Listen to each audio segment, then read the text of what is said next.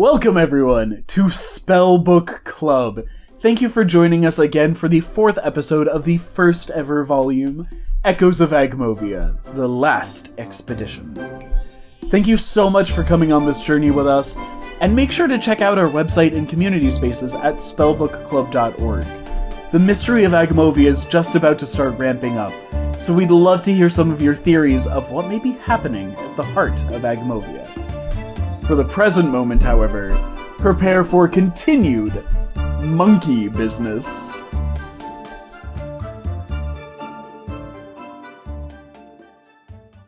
Alright, last time we found our heroes, they bludgeoned some freaks to death that may be plainly referred to as macaques.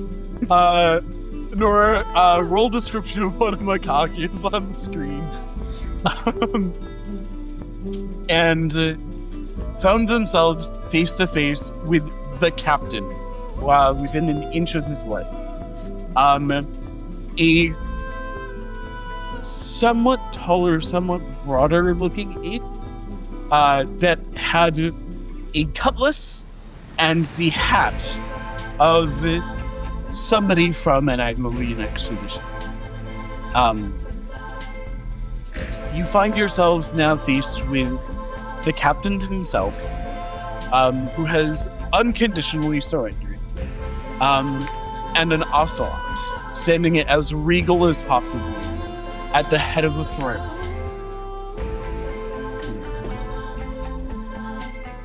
Wait, hold on. First things first. Captain, here, come closer to me. I'm just saying it's confusing if we use both. We do have two. Okay, wait. First things first. Everybody just huddle for a sec. Okay. And I take out my little talisman again. And I spin it around. And I cast Aura Vitality.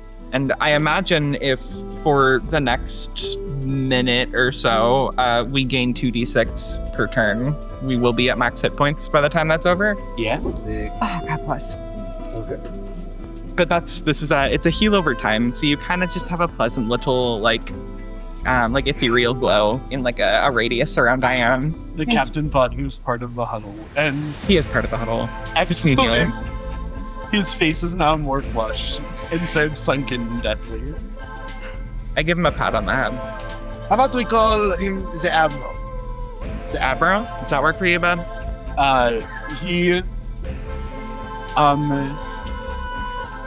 takes a second to ponder and then goes, Okay.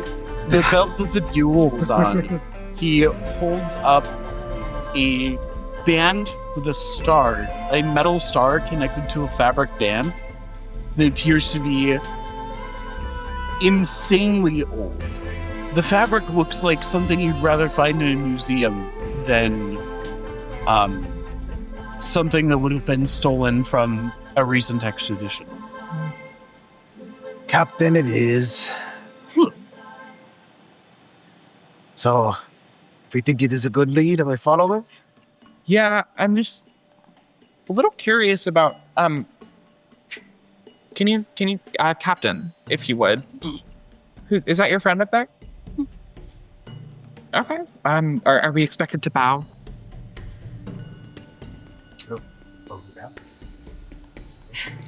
I do not bow. This is a diplomatic mission, as well as an exploratory one. It is a cat. Have your manners! I do a little head nod. The ocelot responds in kind and kind of motions you to follow beyond the throne. Behind the throne, you can see that wasn't as visible before, covered by leaves and vines. Now that you're up close on it, it's a solid stone brick wall behind this area. Instead of just an earthen grotto, you find yourself in reasonably well-maintained ruins. And the ocelot leads you into the entrance hall. Or what is now the entrance hall, as the previous entrance hall was destroyed. What, to make room for the macaques? And if you follow and choose to follow this ocelot down the dark and winding halls, you are found in a sunlit grotto that at one point appears to have been a grand ballroom.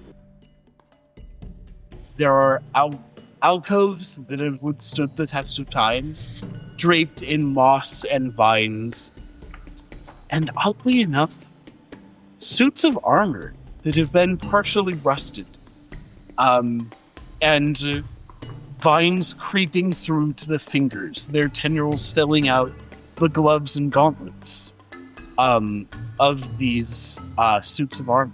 And as the ocelot leads you, he makes special care to pull back some of the roughage covering the bottom of the area, the floor of the space, to reveal a partially eroded crest. This was at some point an immensely ornate castle, a fortress. And currently, the area of the ballroom is stacked about chest height for most of you, with trinkets, knickknacks, anything that the macaques could pinch and take back. Does it look like there's items that are valuable in it, or is it more so like bits and baubles? More bits and baubles, although there are two things of note, both of which the ocelot takes care to point out to you. Craning his neck down, he scratches out from the pile a compass. But the needle isn't moving, and the outer casing of it appears to be a finer brass or gold than you've seen in a long time. It is, by the dents and dings in it, but also the sheen, not crazy to think that this compass is made of. And the other item is a journal. One that looks kind of like, kind of like this. And the ocelot brings it, has the captain untie it, and then opens to this page and hands it to Diane.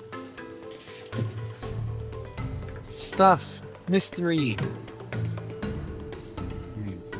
While she's reading that, I glance around. Are there any bodies in this place, or skeletons, or human remains?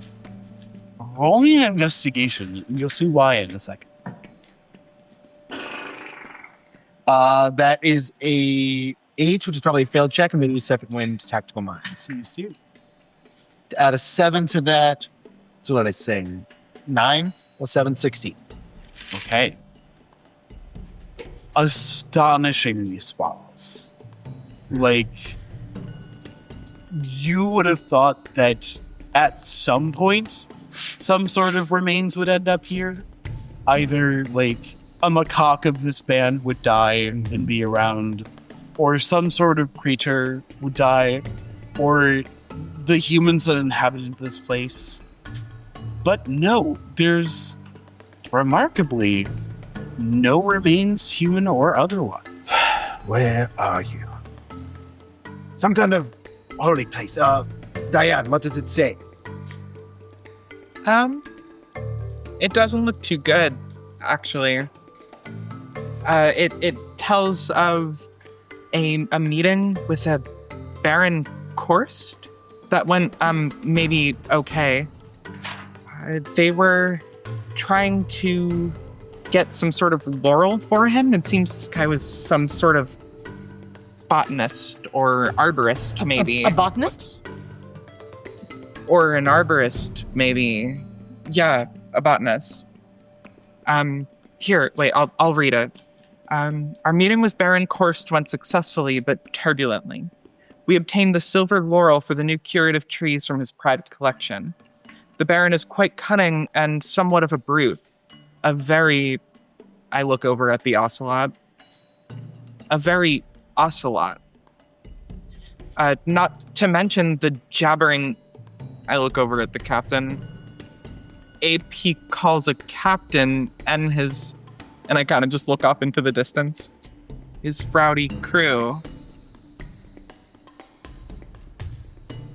An entire castle filled entirely by beasts.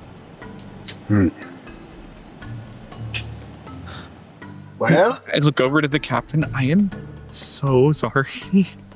The captain lets down the tiniest tear and looks to you. Oh. I'll hand him his journal back. to be fair, they threw rocks at us. The ocelot They stole the map. shakes his head. You want me to keep this? You mentioned a bit before about a tree. Yeah, something about laurels and curative properties of certain trees. Curative properties of trees. Mm-hmm. Yeah, no, there's not much else on it, but you know what I would guess, really? If this Baron Korst guy is a real baron, now this old map here shows a big castle. So we keep making our way inward, follow the river, and perhaps we get there? Well, there's a little complication. Just from looking at this map and what I could already see, this map is really wrong. Like, things change over time, but this is a lot more wrong than just 300 years of wrong. But if it's even a little right, if it's even a little bit correct, then taking the river north of here should bring us to where we need to go. This map would have us about 80 miles south of where we currently are. It's not right at all. But if we're looking for that Castle Avendelt? Are any of you fluent? Avendelt, does that sound right? Would I be familiar with Avendalt?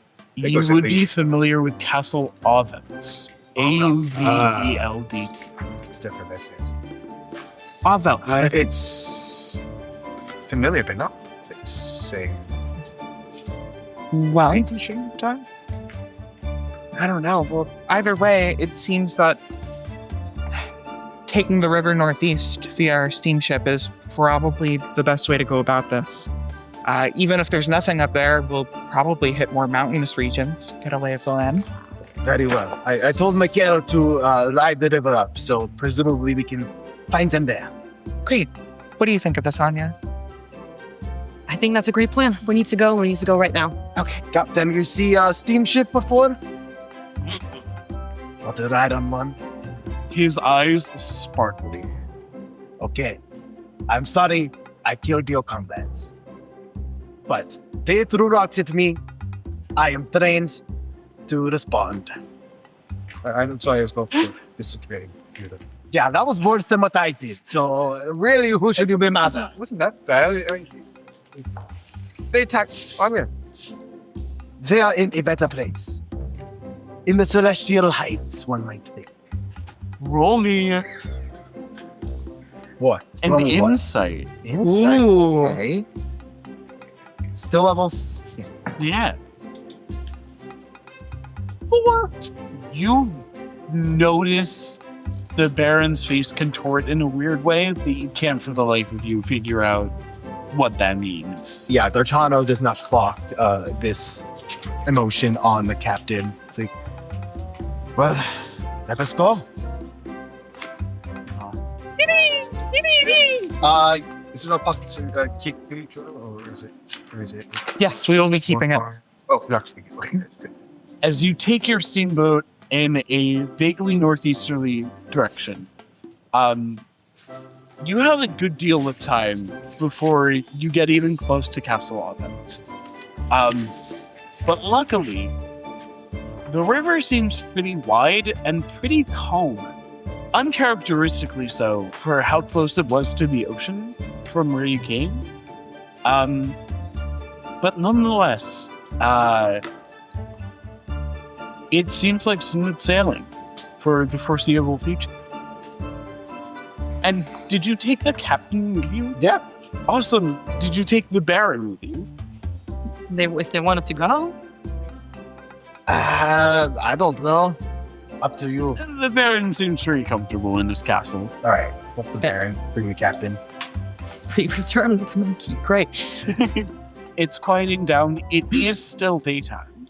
As you come to the ship, bringing the captain, immediately Selpin and Korf lock eyes with this ape.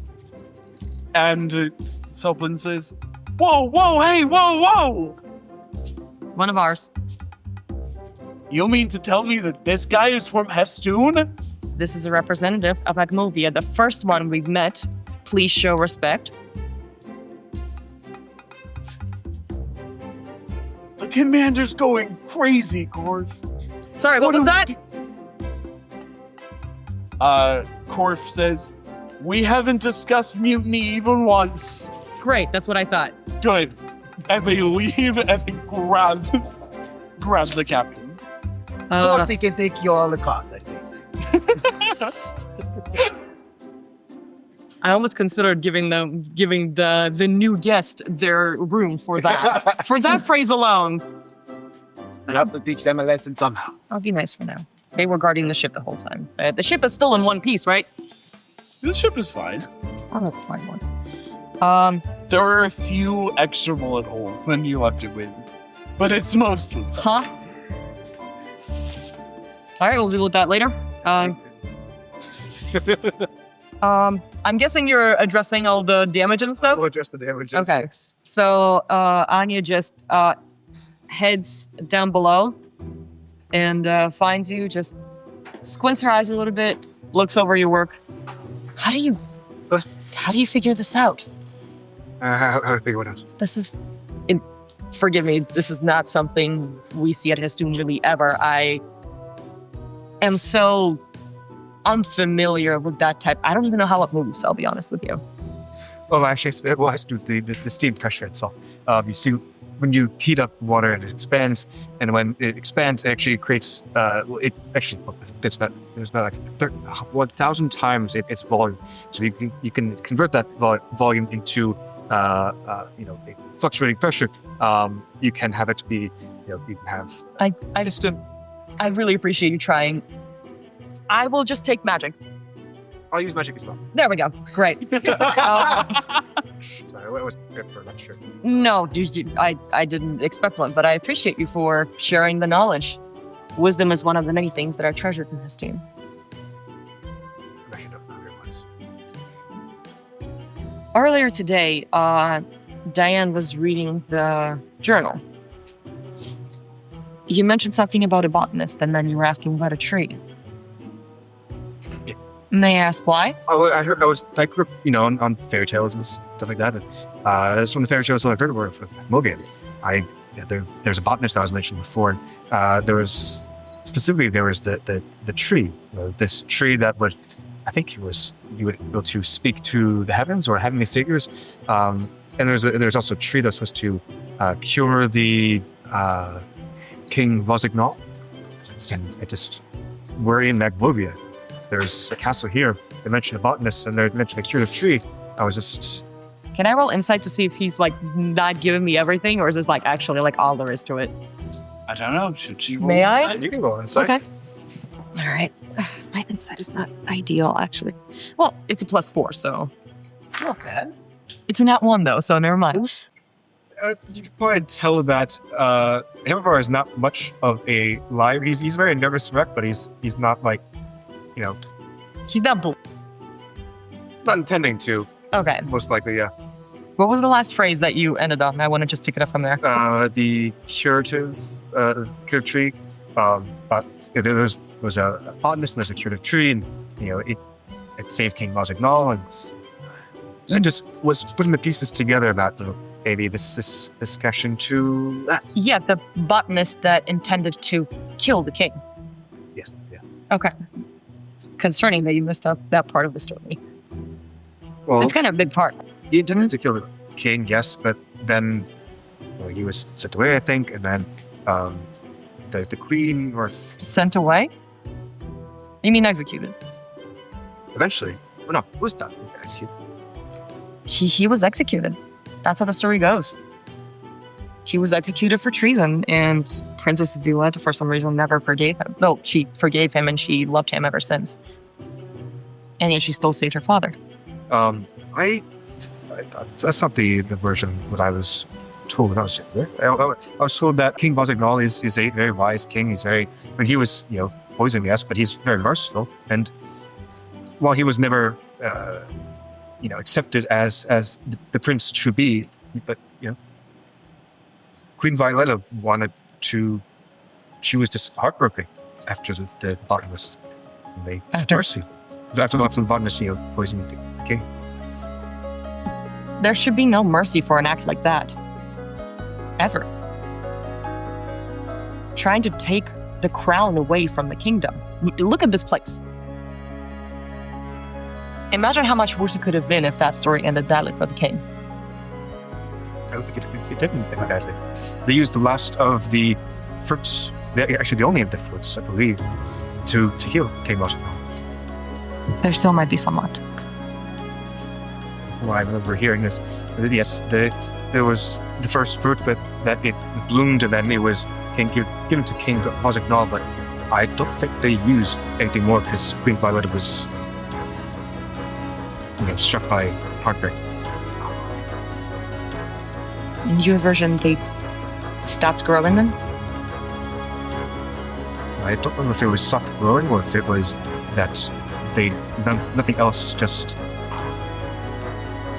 I believe she was so struck with heartbreak that nothing else was either curative or she refused to use any of the curative fruits. Okay. Forgive me for disturbing you. That's all I needed to hear. Thank you for your time. Don't let me distract you. Please continue. Where did you hear you are Esther? Yeah. This is the story that we are taught. Honestly, our advisor Brom, the one who saved the story in the end, was actually was my favorite hero when I was younger.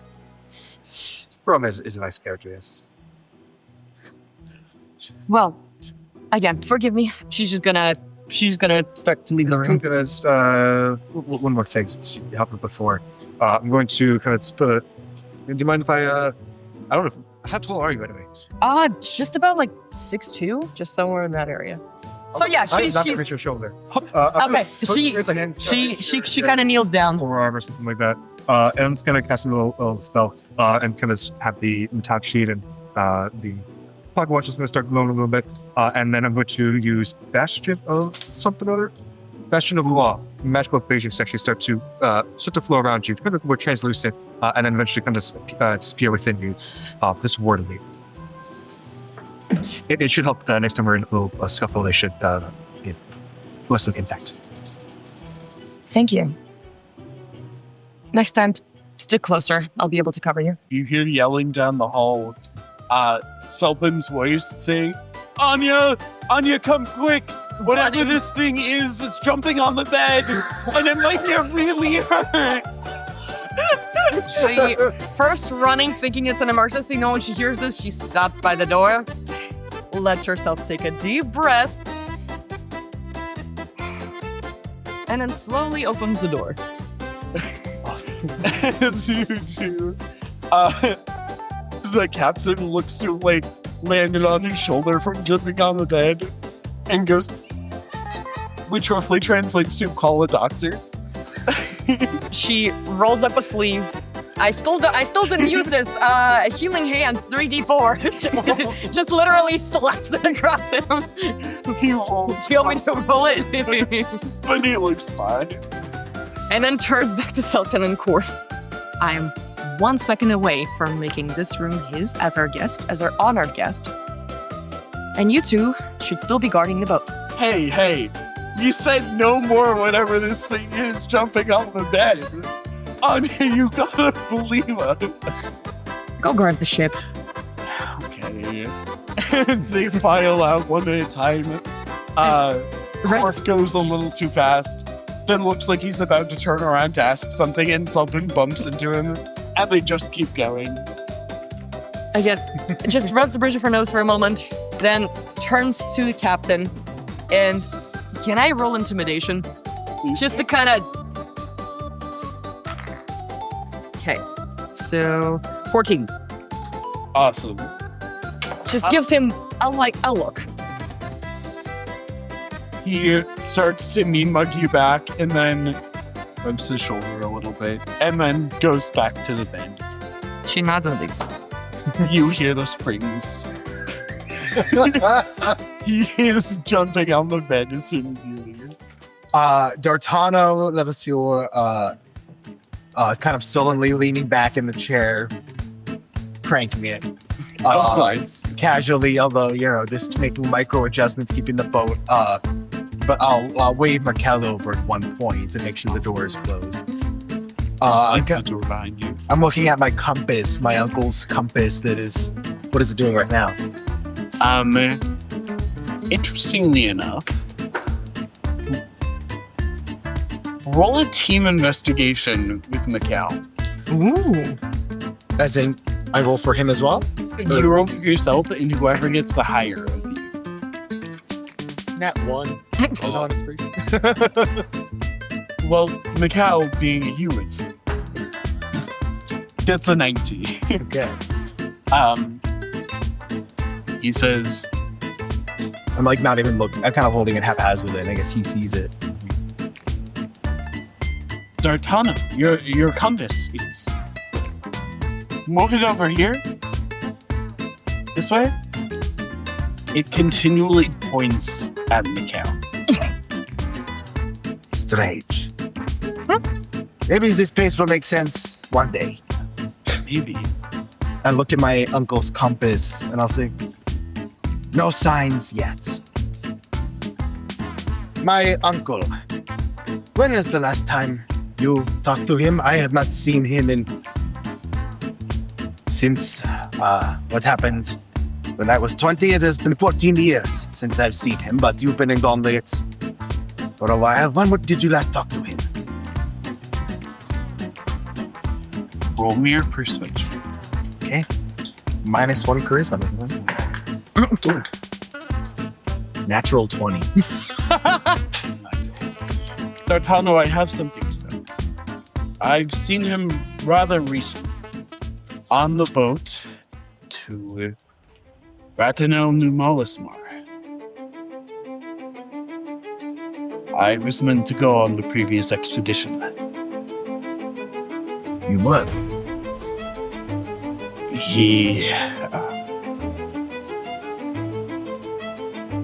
The boat was overbooked by one, and I stayed behind while he went on as first mate. I did not know you were so close to taking his place. To be fair, I'd rather have you here than him. I'm glad to hear you say it. Yes. It was only for love of the sea, not for Zenoris. Very well. Lucienne misses him greatly from what I've seen in her letters. And so do her kids, so... any closure I can bring her would be great. And if we can find what he claims that day. But keep on the lookout. Look for human remains. And we might have a lead that Ernest Culpepper, the captain of the past vessel. He was here, there's evidence. Not me, the other captain. This hat. So we're getting closer. This captain, he had the hat. You think that means that Admiral Culpepper was alive when the hat was stolen? From what he seemed to mine, no. It sounds like the past crew is dead and this creature found it. Which is about what I expected. Zenoris was a great deal heartier than Captain Culpepper or anyone else who was on the Agmovia expedition. Surely, you don't think your uncle is... You were banking on that. On him being alive? On him being dead, Darton. You thought he was dead the whole time. We weren't looking for your uncle, we were looking... No. No, you leave that trinket alone. I am retrieving it for my family and nothing else. And to have proof. Your family will be a great deal safer without it. I'm not going to make the same mistakes as my uncle. Don't make a curse an heirloom, D'Artano. Listen, we are here, and we are going to find him. And there is no escaping this place until we figure out what is going on. So regardless, we sail on. You are the captain. Thank you, Mikhail. And Mikhail leaves the door. He shuts it a little harder than usual on the way out. What the hell, dude? Mikhail walks through the halls of the steamboat as it turns from day to dusk. Diane, you can hear Mikhail slam a door on his way past you. She kind of jumps at the noise. And, hey, Mikhail. Hello, Diane. Everything all right up there? Roll persuasion. 11. It looks like Mikhail is on the verge of tears and about to just let the floodgates loose. And then you see him bite his lower lip with his canine. And when he opens his mouth, there's a small amount of blood. It's kind of... And he says, you listen to me and you listen to me well, Diane. If you see something in this jungle that... If it seems dangerous, it is dangerous. Don't go near it. Okay. Yeah, I don't really make a habit of going around poking scary things in new places. But Even if that scary thing is one of your friends, Diane.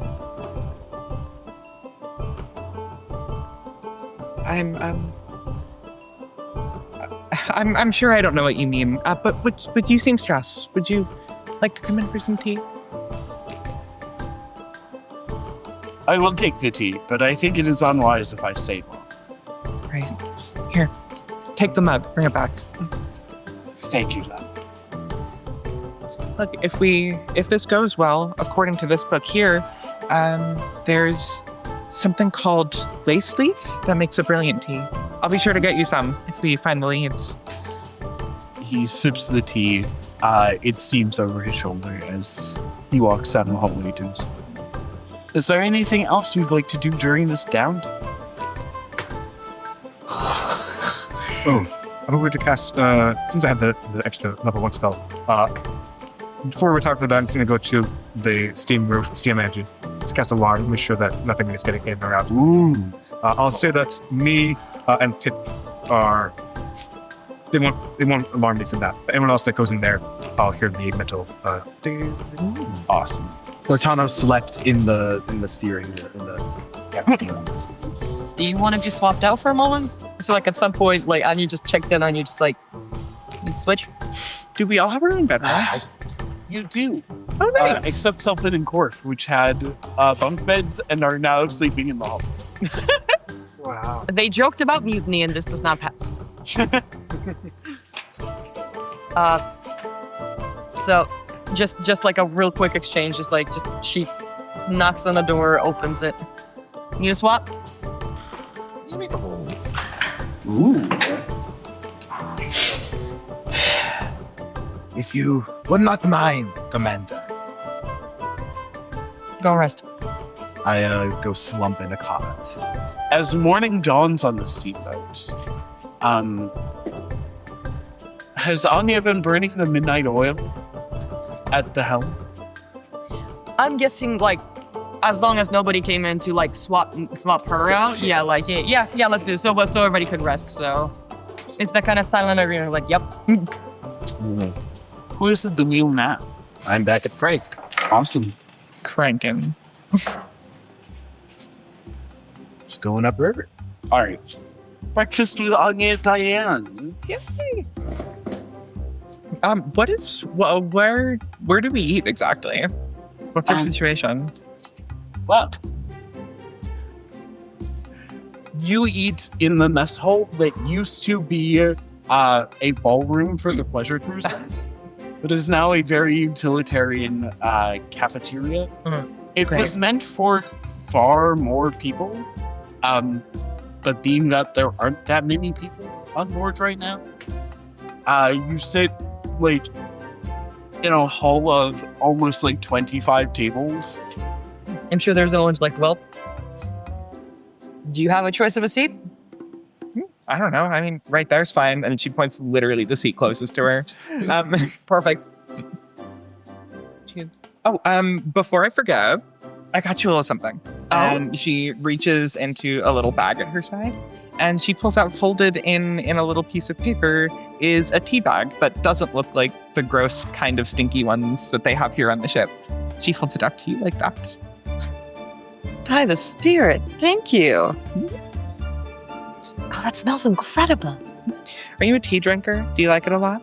Tea's rather big in Houston, actually, but it's much harder to get hands on herbs that are not native to the land, so I always wanted to try more. Well, do I have something to show you then? Oh my gosh, if I can just flip through this page and find it. Is that the journal that was given to you from the captain? Yeah. It's got lots of cool stuff in it. It seemed like whoever was writing in this last was like cataloging all of the plants in this area. Maybe even coming up with a naming convention for some of the previously unidentified ones. It's really, really interesting stuff. And this guy clearly has a little bit of an artistic flair in it, as you can see. Like here, this seems to be a part of some sort of like encoding process that I can't quite understand. But anyway, the thing that I really wanted to show you was these right here. These are supposed to make really good tea. Huh. I don't think I've seen that kind of flower before. And if we can find them... Near the castle. Yep, near the antechamber of the castle. That's right where we're heading right now. Yeah. Oh, this is one of my favorite pages. So this one here is some sort of landscape. I guess we can assume that that's what the castle looks like. And all of these flowers pasted over it. That might be a way to identify where to find them, because I see like a body of water with some trees and a mountaintop. I read that as a mountain path, but you might be right. You know maps better than I do. Yeah, there's a little bit of poetry in here too. And a page missing. Yeah, some of those ripped page scraps are just out around in the book, falling out everywhere. Can I see that page right there? Oh, I wanted to show you the poem, but I guess if you want to. Astonishing discovery. Violetta and I observed something miraculous in the purple... Sorry, can I see that? Yeah. I'm gonna read this one. Violetta and I have observed something miraculous in the purple Levantine. One of our most recent creations can be distilled alongside the seed of a purple cypress to create a most magnificent fruit. The concoction must be in the correct... Forgive me, I'm not familiar with that spelling. Decanted? Yeah, decanted. It's a brewing term. Oh, you know what that reminds me of? One of these earlier said that it could be distilled to make some sort of like restorative oil. Can you find that page for me, please? Yeah, of course. Oh, more of the silly artistic flair. That flower doesn't really have a crown. And I see the final paragraph. The fruit, as it stands, is capable of curing... You kind of notice that her breathing just kind of relaxes for like half a second. As she doesn't want to, like, she's not letting you close this page. That's just like, is it? You all right there, Anya? Yeah, I'm fine, actually. You're gonna hold on to that, right? Yeah, of course. I'll keep it with you. This is filled with valuable information. Oh, this is probably the flower that it was talking about that we can make into the oil. This is for colorations on skin surfaces. This one specifically says, it needs to be done in correct order. Purple cypress. Have you seen that one here? Not yet. I haven't really been keeping an eye out, though. Diane, roll me a perception check. And Anya, you'll naturally succeed in this. Is that 18? Yeah, 18 plus 6, 24. So, Diane, you see what Anya has already been seeing for a half second. When she started reading the page of Astounding Discovery, the ring on her finger glowed ever so slightly brighter. And as she got excited about reading the page, it looks as if it's emitting light. Are you okay? Does that hurt? Diane! Oh my god. Oh my god. What is this? What have you figured out? Do you understand how this coding works? Because I don't. Not yet, but if we find the purple cypress, if we can understand this recipe, What, Anya? how much time do you think you need to figure this out? Figure this out? Figure what out? I don't even know what's wrong. We need to figure out how to create this recipe. Well, it just says it can be distilled alongside the fruit or on the seed of a purple cypress. In the correct order. Well, we need more information. I couldn't figure this out on my own right now. So if we get to the castle, Diane.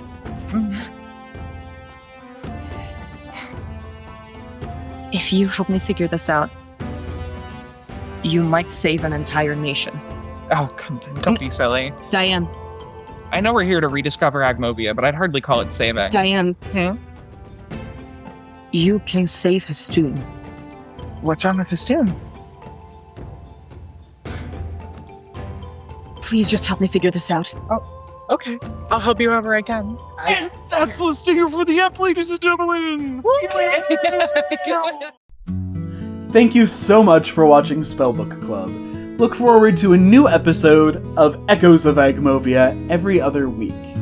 This arc will be 12 episodes, and having just watched episode 4, we're about a third of the way through the first season, or the first volume of Spellbook Club. We would love to hear theories from you and thoughts on what is going on in Agmovia. The best place to contact us will be on our website and our community spaces, spellbookclub.org. We are glad to have you along for the journey, and we'll see you next time for episode 5 of Spellbook Club, Echoes of Agmovia.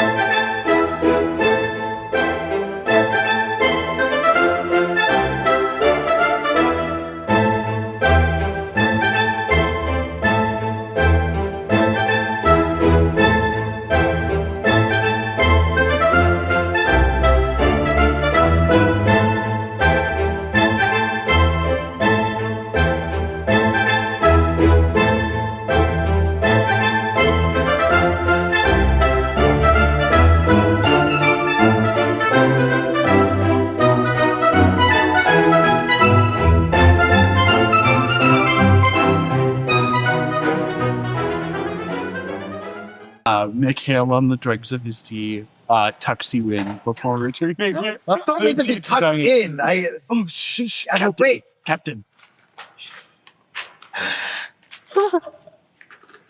I didn't pull the blanket up. He leans down to give you a kiss on No, that's okay. not bad. He's a teenager, man. Come on. At least you can do the goblins kiss on the cheeks, not just. Oh, okay. Mwah, mwah. Mikhail walks out before returning his tea to Diane.